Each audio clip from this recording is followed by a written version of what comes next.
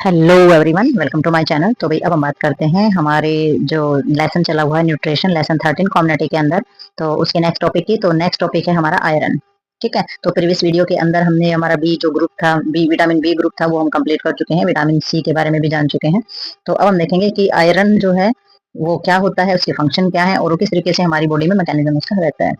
तो भाई इसमें हमारा सबसे पहले आ जाएगा, सबसे पहले हम बात करेंगे कि आयरन जो है उसका टोटल अमाउंट प्रेजेंट कितनी होती है हमारी बॉडी के अंदर। तो इन्होंने बताया the total amount of iron present in the body estimated to the between 3 to 4 grams and 60 to 70% of is amount is found in blood. तो इन्होंने बताया है कि जो हमारी जो बॉडी होती है ना, हमारे शरीर में जो आयरन की जो क्वांटिटी होती है वो 3 से 4 ग्राम के बीच में होती है। ठीक है, तो 3 से 4 ग्राम के बीच में हमारी बॉडी के अंदर इसकी क्वांटिटी होती है और 60 से 70% जो है ये ब्लड के अंदर पाया जाता है। तो टोटल क्वांटिटी हमारी 3 से 4 ग्राम होगी और 60 से 70% कहाँ पाया जाएगा, ब्लड के अंदर हमारा आयरन जो है वो पाया जाता है। और अगर फंक्शन की बात करें हम इसकी, तो फंक्शन में इन्होंने बताया iron is required for the formation of the haemoglobin, brain development and function, regulation of the body temperature, muscles activity and the जो कि हमारा कैटेलोमाइंस मेटाबॉलिज्म जो हमारा सिस्टम होता है वो। तो आयरन के द्वारा ये हमारे सारे के सारे फंक्शन किए जाते हैं। तो इन्होंने बताया कि जैसे कि हमारा हीमोग्लोबिन, सबसे पहले जो हमारा हीमोग्लोबिन फॉर्मेशन होती है, हीमोग्लोबिन का बनना जो होता है, हमारा जो ब्रेन के अंदर जो डेवलपमेंट होता है, किसी भी ब्रेन जो हमारा फंक्शन करता है ना, उसके अंदर होने वाला जो भी हमारा डेवलपमेंट होता है वो सारा का सारा भी हमारा आयरन के द्वारा ही किया जाता है।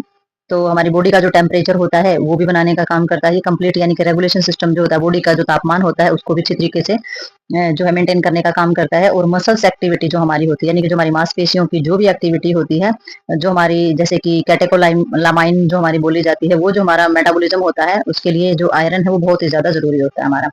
ठीक है, तो lack of iron directly affect in immune system. तो वही हमारा जो लैक ऑफ आयरन है, यानी कि आयरन की जो कमी होती है वो सीधा का सीधा हमारा इम्यूनिटी सिस्टम के ऊपर जो है इफेक्ट डालता है। ठीक है, हमारी जो प्रतिरक्षा क्षमता होती है उसके ऊपर इसका सीधा असर पड़ता है। The central function of iron in the body is oxygen transport and cell respiration. तो वही इसमें जो सेंट्रल फंक्शन होता है हमारा आयरन का, तो शरीर में आयरन का जो सेंट्रल फंक्शन है ऑक्सीजन परिवहन हम जिसको बोल देते हैं, यानी कि हमारा ऑक्सीजन ट्रांसपोर्ट जो हमारा होता है, यानी कि हमारे शरीर के अंदर आयरन का जो सबसे मेन काम जो होता है, ठीक है, वो हमारा क्या हो जाता है, ऑक्सीजन को लेकर के जाना। ठीक है, तो हमारी जो ऑक्सीजन है वो हमारी कहाँ पर, सेल रेस्पिरेशन के द्वारा जो है हमारी जो ऑक्सीजन होती है उसको ट्रांसपोर्ट करने का ये काम करता है। ये हमारा आयरन का मेन फंक्शन होता है। यानी कि अगर हमारे ब्लड के अंदर जो आयरन यानी कि हीमोग्लोबिन अगर नहीं बना हुआ है तो उसके बगैर हमारी जो ऑक्सीजन है वो हमारी ट्रांसपोर्ट नहीं करेगी, यानी कि ऑक्सीजन आयन जो है वो हमारे नहीं, क्योंकि जो आयरन होता है उसी के जो चारों तरफ हमारा जो ऑक्सीजन के आयन जो होते हैं वो हमारे हीमोग्लोबिन के चारों तरफ ही होकर के हमारे जाते हैं। तो ये हमारा मेन फंक्शन होता है। ये भी शरीर का मुख्य आयरन जो होता है हमारी बॉडी के अंदर, वो हमारा जो सबसे मुख्य काम इसका होता है ये होता है ऑक्सीजन को लेकर के जाना, ऑक्सीजन का ट्रांसपोर्ट कराना। ठीक है, और जो हमारे सेल्स होते हैं उनके अंदर रेस्पिरेशन कराने का, यानी कि सांस लेने की जो प्रक्रिया होती है सेल की, तो उसमें भी आयरन जो होता है वो अच्छा फंक्शन करता है। ठीक है, तो देखते हैं इसमें नेक्स्ट। तो अभी नेक्स्ट हम बात करेंगे इसमें सोर्सेज की। तो सोर्सेज हमारे कौन कौन से इसके अंदर रहते हैं। तो सोर्सेज के अंदर हमारा आ जाता है iron is present in both animal and vegetables food. तो आयरन जो होता है वो पशु और वनस्पति दोनों प्रकार के खाद्य पदार्थों में पाया जाता है। तो आयरन जो है चाहे पशुओं से मिलने वाला हो हमें कोई भी, और या फिर सब्जियों से मिलने वाला जो भी हमारा फूड होता है, उन सभी में हमें आयरन पाया जाता है। ठीक है, iron present in animals food, liver, kidney, meat, egg, यॉकल्स एंड बटर जो हमारा अब्सॉर्ब की जाने वाली जो चीजें होती है। Then iron in vegetables, cereals, pulses, leaves, vegetables, nut, oil seed है हमारे, जाइगेरिया है या फिर ड्राई फ्रूट्स है। तो इन्होंने बताया है कि जितने भी हमारे खाने वाले पदार्थ है, चाहे वो पशुओं से प्राप्त होते हो हमें, चाहे वनस्पतियों से मिलते हो, उन सभी के अंदर आयरन हमारा पाया जाता है। जैसे कि इसमें जैसे कि हमारा जो इसमें सारी की सारी जो हमारी चीजें बताई गई है, ठीक है, वो सारी की सारी इसके अंदर हमारी आ जाती है। इन सभी के अंदर जो है आयरन जो है कुछ न कुछ मात्रा में हमारा पाया जाता है, कुछ न कुछ, यानी कि कितनी कितनी क्वांटिटी में पाया जाता है। They are important sources of iron in the diet of a large majority of Indian people. तो भाई आयरन की जो आयरन जो होता है, जो कि ये जो सारी की सारी जो चीजें होती हैं, जैसे कि गुड़ वगैरह हम डेली यूज में, यानी कि जितनी भी हमारी चीजें ये हमारे डेली रूटीन में खाने वाली डाइट की चीजें हैं, नॉर्मल तौर पर इंडिया में ये जो डाइट है ना ये पर्टिकुलर खाई ही जाती है।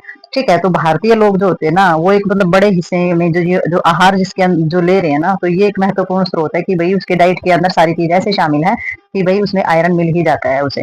ठीक है, ऑब्जर्वेशन के अंदर इसमें आ जाता है कि iron is mostly absence for the duodenum. तो आयरन जो है उसका जो अवशोषण है या फिर उसका एब्सेंस जो है वो हमारी इंटेस्टाइन्स का जो पहला पार्ट होता है, डिओडिनम हम जिसको बोलते हैं, उसके द्वारा किया जाता है।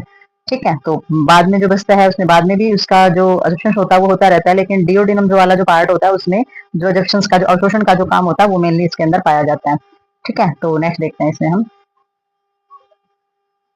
तो रेडियोडिनम पार्ट के अंदर हमारा इसका जो अजप्शन होता है हमारा आयरन का, तो इन्होंने बताया कि अपर स्मॉल इंटेस्टाइन्स, तो upper small intestines of the ferrous state according to body needs, तो जो हमारे शरीर की जरूरत के हिसाब से हमारी जो स्मॉल इंटेस्टाइन्स है उसके ऊपर वाले पार्ट में इसका जो अजप्शन है वो होता है। The rate of iron absorption of include by the great manufacture like iron of the civil receiver of the subject, the presence of the inhibitors and phosphate and promoter acrobic acid and the acrobic acid rich food जो हमारा होता है, और iron adjustments and the disorder of the duodenum and jejunum से of colic disease या फिर tropical spot. तो भी इन्होंने बताया है कि हमारी कुछ दिक्कतें होती हैं, यानी कि हमारे इंटेस्टाइन्स के अंदर कुछ तरीके की जो प्रॉब्लम हो जाती है तो उनकी वजह से एब्जॉर्प्शन में प्रॉब्लम भी आ सकती है। जैसे कि जो आयरन की जो हमारी देखी जाती है, जो आयरन की जो हमारी स्टेज होती है यानी कि जो अवस्था होती है जो आयरन के अवशोषण के ऊपर डिपेंड करती है कि ऑब्जर्वेशन जो उसका एब्जॉर्प्शन है वो कितना हो रहा है। आयरन तो हम ले रहे हैं अपनी बॉडी के अंदर, लेकिन उसका एब्जॉर्प्शन कितनी मात्रा में हो रहा है। एब्जॉर्प्शन अगर नहीं होगा तो आप डाइट में कितना भी आयरन लेते रहे आपकी बॉडी में वो काम नहीं आएगा। ठीक है, तो अगर आप कोई भी सब्सटेंस ले रहे हैं, आप आयरन ले रहे हैं बॉडी के अंदर, तो उसका एब्जॉर्प्शन यानी कि उसका जो अवशोषण है वो होना बहुत ज्यादा जरूरी है। ठीक है, तो influenced by the great manufacture like, तो इसमें वही आयरन का अवशोषण की जो दर होती है उसमें बहुत सारे जो फैक्टर है वो उसको प्रभावित करते हैं। तो बहुत सारे फैक्टर के अंदर क्या आ जाएगा, जैसे कि इसमें आ जाएगा प्रेजेंस ऑफ इनहेबिटर, तो ये हमारे क्या करते हैं, इनहेबिटर जो हमारे रुकावट पैदा करने वाले जो होते हैं तो वो होते हैं, वो बहुत सारे फैक्टर इसमें बन जाते हैं। जैसे कि इसमें फॉस्फेट होता है, वो भी बहुत सारे जो रुकावट करने वाले, जैसे कि फॉस्फेट की वजह से पूरा का पूरा आयरन का जो हमारा जंक्शन है वो नहीं हो पाता। ठीक है, तो इसमें हमारा फॉस्फेट होने की बजाय एक्स कार्बनिक एसिड और एस कार्बनिक एसिड और एस कार्बनिक एसिड और एस कार्बनिक एसिड युक्त जितने भी हमारे बने हुआ भोजन होता है, एस कार्बनिक जो एसिड होता है वो भी, और उसके द्वारा बना हुआ फूड यानी कि फूड के अंदर अगर जो हमारे एस कार्बनिक जो हमारा फूड होता है वो भी हमारा क्या करता है, हमारा जो भी आयरन की जो हमारी चीजें होती हैं, आयरन का जो अवशोषण होता है या फिर एजप्शन होता है उसमें बाधा उत्पन्न करता है। ठीक है, तो इसकी जो उपस्थिति जो होती है, तो iron assumption and the disorder of duodenum and जेजिनम, तो इन्होंने बताया है कि अगर इसमें जो हमारे एस कार्बनिक और एस कार्बनिक एसिड युक्त हमारा जो भी खाद्य पदार्थ होता है, अगर एस कार्बनिक युक्त उसके अंदर है एसिड, तो वो क्या करता है, वो हमारी जो स्मॉल इंटेस्टाइन्स है या हमारे जो आते हैं तो उसमें किसी प्रकार का विकार उत्पन्न कर सकता है, डिसऑर्डर उत्पन्न कर सकता है। ठीक है, जैसे कि हमारा सीलियक रोग हम जिसको बोल देते हैं, सीलियक डिजीज आ जाएगी हमारे इसके अंदर। सीलियक डिजीज के साथ साथ हमारा जैसे कि टॉपिकल स्पॉट्स, ट्रॉपिकल हमारा सप्रू के अंदर आ जाएगा। ट्रॉपिकल में हमारा जैसे कि हिंदी में बोलते हैं उष्ण, जो हमारा उष्ण कटिबंध यानी कि बहुत ही गर्म चीजों से संबंधित या गर्म एरिया से संबंधित जो हमारी चीजें हो जाती है वो तरीके की दिक्कत हमें हो सकती है। ठीक है, और सीलियक रोग जो है ये भी हमारा इसी की वजह से हो सकता है, जब हमारी इंटेस्टाइन्स के द्वारा आयरन का एब्जॉर्प्शन पूर्ण रूप से नहीं किया जाता है कुछ चीजों की वजह से, तो ये हमारी कंडीशन जो है डिओडिनम या जेजिनम के पार्ट जो होता है उसके अंदर ये प्रॉब्लम क्रिएट हो सकती है। उसमें फोस्फेट भी दिक्कत कर सकता है, या फिर जो भी हमारे एस कार्बनिक एसिड है या एस कार्बनिक एसिड से बना हुआ कोई भी फूड है तो वो हमारे आयरन के एब्जॉर्प्शन में प्रॉब्लम क्रिएट करते हैं। ठीक है, नेक्स्ट इसमें हमारा आ जाता है आयरन लॉसेस। तो आयरन लॉसेस के अंदर हमारा आ जाएगा कि भाई आयरन के अंदर किसी भी प्रकार की जो लॉस होता है, हानि हम जिसको बोल सकते हैं। ठीक है, the total daily iron loss of an adult in probably 1 mg and about 2 mg in the, इसमें जो हमारी मेजरिंग की जाती है या मेन स्टोरिंग्स की जाती है या वोमेन के अंदर जो देखा जाता है, तो मेंस्ट्रुएटिंग जो हमारी देखी जाती है, यानी कि एक जवान आदमी जो होता है ना, प्रतिदिन कुल आयरन की मात्रा 1 मिलीग्राम होती है उसके अंदर। ठीक है, एक जवान आदमी के अंदर जो है आयरन की जो खपत जो होती है वो 1 मिलीग्राम होती है। और एक ऐसी मेंस्ट्रुएटिंग जो महिला होती है, जिस महिला के अंदर जो मेंस्ट्रुएशन पीरियड का जो समय होता है, तो उस समय जो ब्लीडिंग होने वाला जो समय होता है तो उसमें 2 mg जो होता है ब्लड लॉस होता है, 2 मिलीग्राम लॉस उसके अंदर हो जाता है।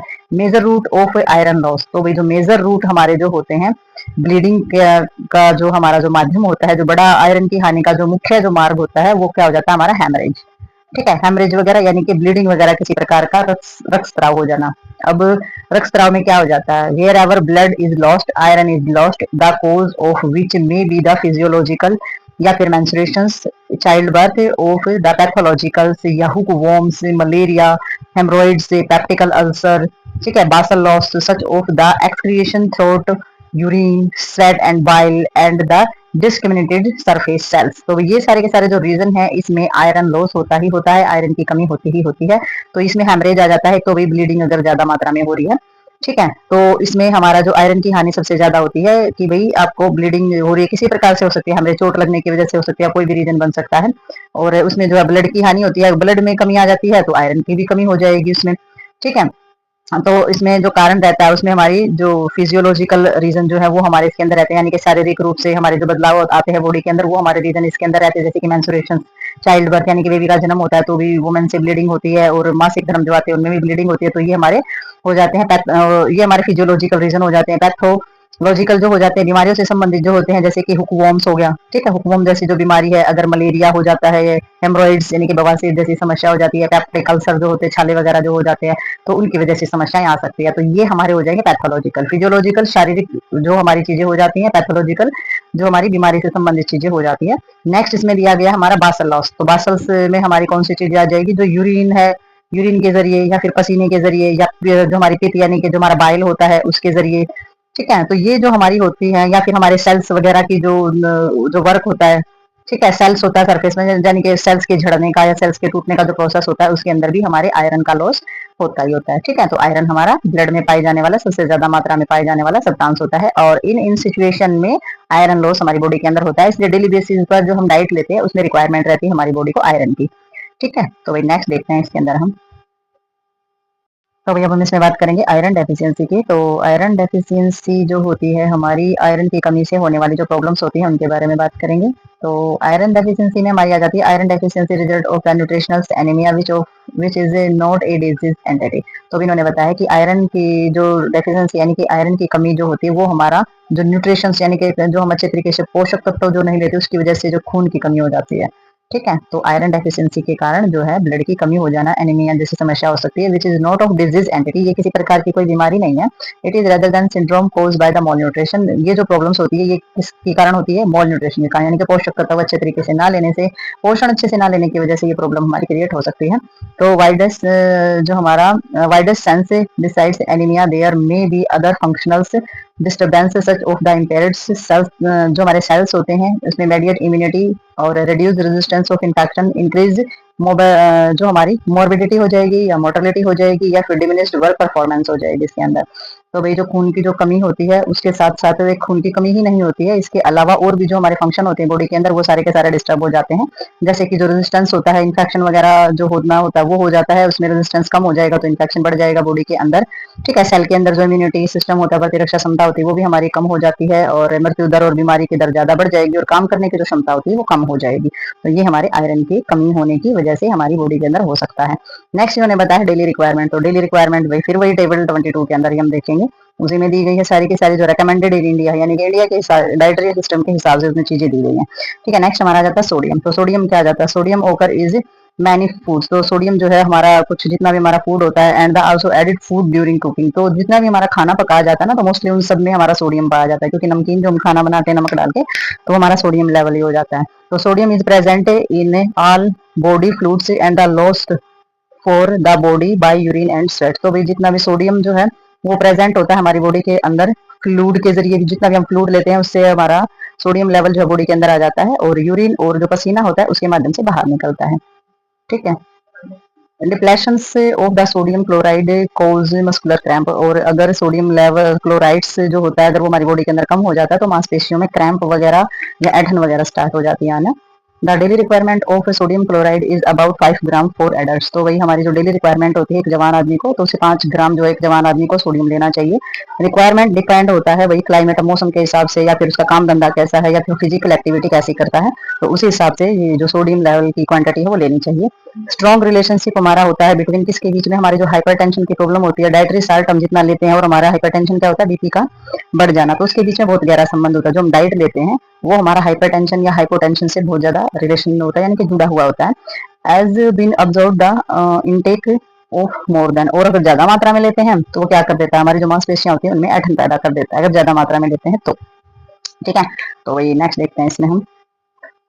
तो भाई नेक्स्ट इन्होंने बताया 10 ग्राम पर daily consider to have definitive tendency to raise blood pressure. तो वही इन्होंने बताया है कि 10 ग्राम अगर पर दिन अगर 10 ग्राम डेली कंसीडर किया जाता है ना सोडियम, तो उसमें क्या हो जाता है, उसमें ब्लड प्रेशर जो है राइज होने की वो प्रवृत्ति ज्यादा मानी जाती है। तो वो निश्चित हो जाती है अगर 10 ग्राम आप ज्यादा लेते हो, क्योंकि हमारी जो रिक्वायरमेंट है सोडियम लेवल की वो 5 ग्राम है। अगर 10 ग्राम आप डेली रिक्वायरमेंट बेसिस पे अगर आप ले रहे हैं तो उसमें क्या हो जाएगा, उसमें ब्लड प्रेशर बढ़ने की जो खतरा है वो हमारा ज्यादा हो जाएगा। ठीक है, तो इसमें आगे आ जाता है हमारा फास्फोरस। तो फास्फोरस जो होता है, तो phosphorus is essential for the formation of bone and teeth. तो फास्फोरस जो है हमारे दांत और हमारी जो हड्डियां हड्डियां बनाने का जो वर्क होता है वो फास्फोरस का ही होता है।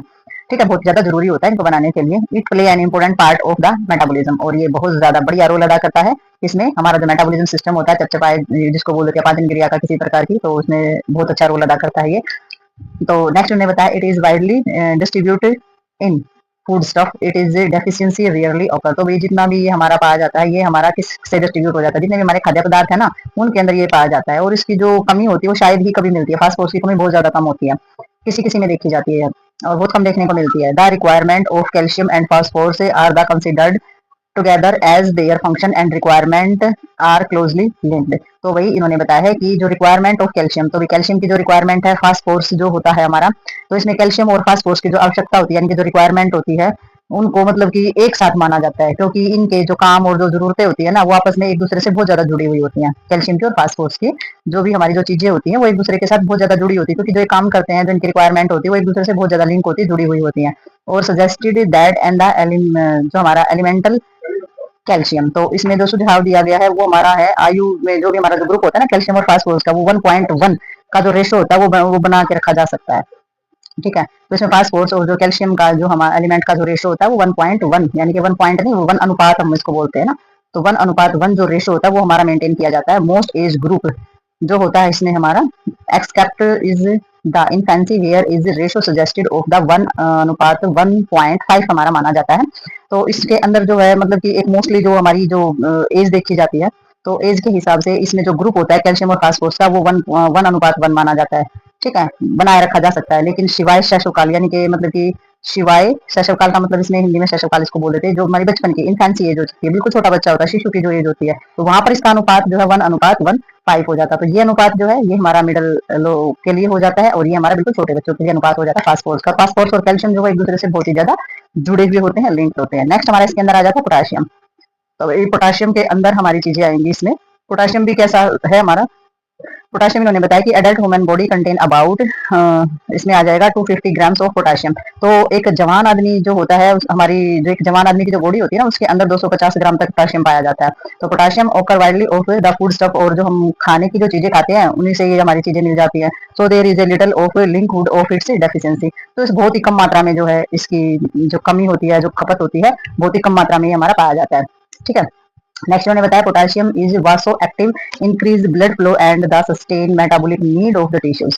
तो भाई इसकी जो कमी होती है, इसलिए इसकी जो कमी होने की जो संभावना होती है ना वो तो बहुत कम होती है, पर पोटाशियम जो है वो हमारी जितनी हमारी ब्लड वेसल्स होती है ना, तो इसमें जितनी भी हमारी पाई जाने वाली ब्लड वेसल्स होती हैं उनको क्या करता है, एक्टिव करने का काम करता है। वासो एक्टिव वर्क जो है वो इंक्रीज करने का काम करता है, ताकि blood flow sustain metabolic need of the tissues. तो ये हमारा क्या करता है, हमारे ब्लड प्रेशर को यानी कि जो ब्लड का जो हमारा बहाव होता है उसको बढ़ाने का भी काम करता है, और एक्टिव भी कर देता है। और जितने हमारे टिश्यूज होते हैं उनका जो मेटाबॉलिक सिस्टम होता है उसकी जितनी भी जरूरतें होती हैं, टिश्यू के मेटाबॉलिक सिस्टम की जितनी भी जरूरतें होती है वो भी पूरा करता है, ब्लड फ्लो को भी बढ़ाता है, और जो हमारी ब्लड वेसल्स होती हैं उनको एक्टिव, जो उनका एक्टिवपन होता है, एक्टिव यानी कि सक्रिय होने का जो प्रोसेस होता है उसको भी ये बढ़ा देता है। तो potassium of the supplement lower blood pressure although the response is slow.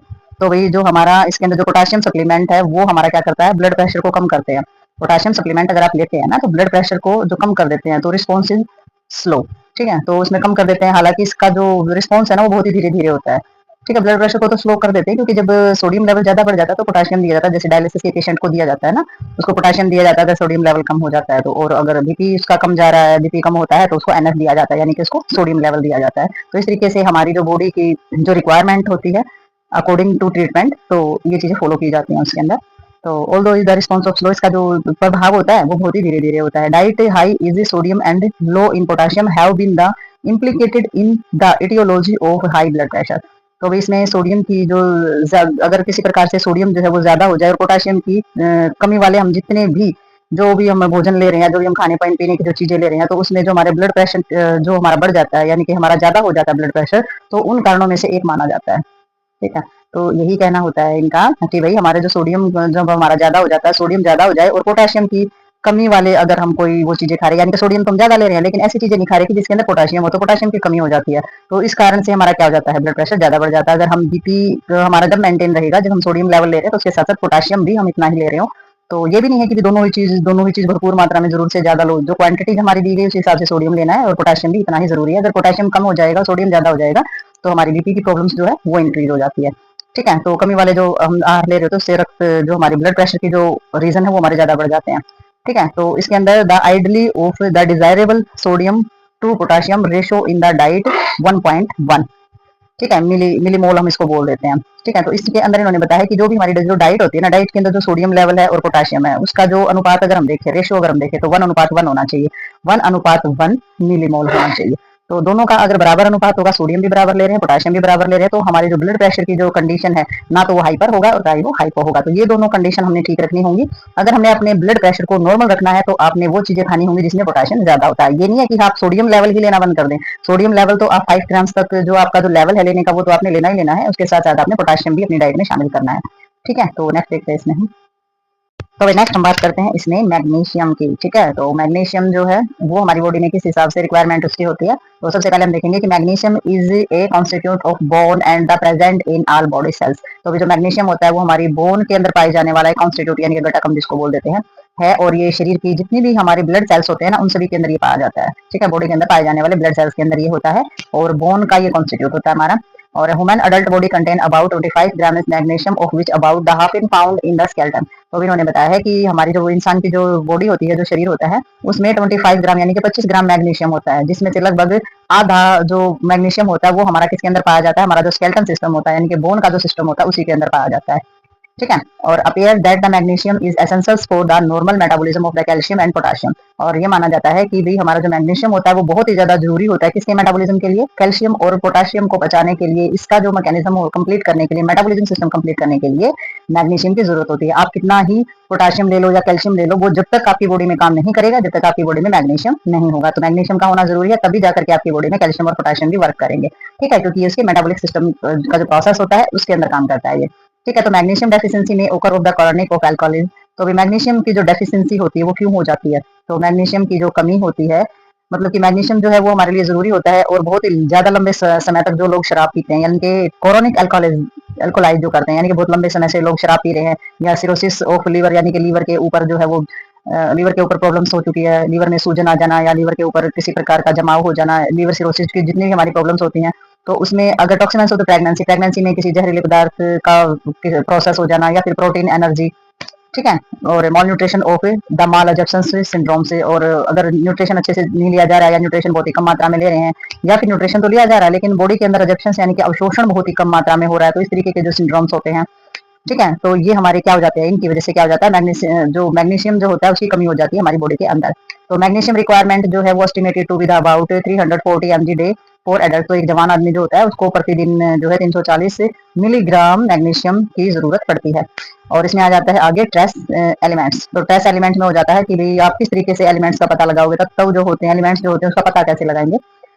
तो इसमें जो है एक group of mineral are required by the body in trace of the micro quantities. These are called trace element under this heading. तो इन्होंने बताया है कि शरीर के अंदर जो हमारे मिनरल्स होते हैं ना, जो खनिज होते हैं, जो मिनरल्स जो होते हैं वो बहुत ही कम मात्रा में आवश्यकता होती है उनकी। ठीक है। कम मात्रा में आवश्यकता होती है तो क्या करते हैं, उन्हें जितने भी हमारे माइक्रो क्वांटिटीज होती है यानी कि सूक्ष्म तत्व जो होते हैं वो कहा जाता है। यानी कि कम मात्रा में मिनरल की आवश्यकता होती है तो उनको माइक्रो क्वांटिटी में जो होते हैं, बहुत ही कम मात्रा में जो होते हैं, तो उन्हीं को क्या बोलते हैं, मिनरल बोलते हैं। ठीक है।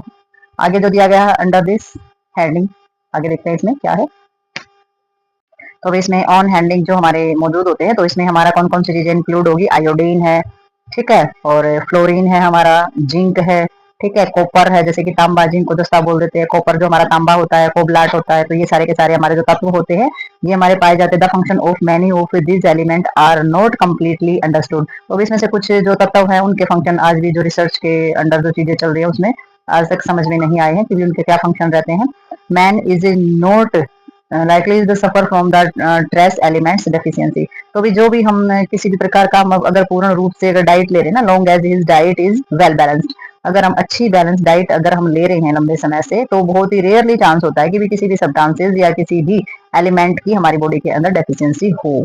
तो इंसान के अंदर बहुत कम चांसेस होते हैं कि भाई संतुलित आहार अगर वो ले रहा है मनुष्य के अंदर, तो जितने भी हमारे जो माइक्रो क्वांटिटी जो होती है वो हमारी जो है उसकी किसी प्रकार की कमी हमारी बॉडी में नहीं होती है, तो इनकी संभावना भी कम हो जाती है, कमी भी नहीं होती है और संभावना भी कम हो जाती है। अगर वेल बैलेंस डाइट लेते तो उसमें सारे के सारे हमारे मिनरल्स जो है वो आ जाते हैं, तो उसमें किसी प्रकार की कमी नहीं होती है। तो ये हमारे इसमें सोडियम, मैग्नीशियम, पोटाशियम, फास्फोरस वाले जितने भी हमारे टॉपिक है ये हमारे इसके अंदर हो गया कंप्लीट।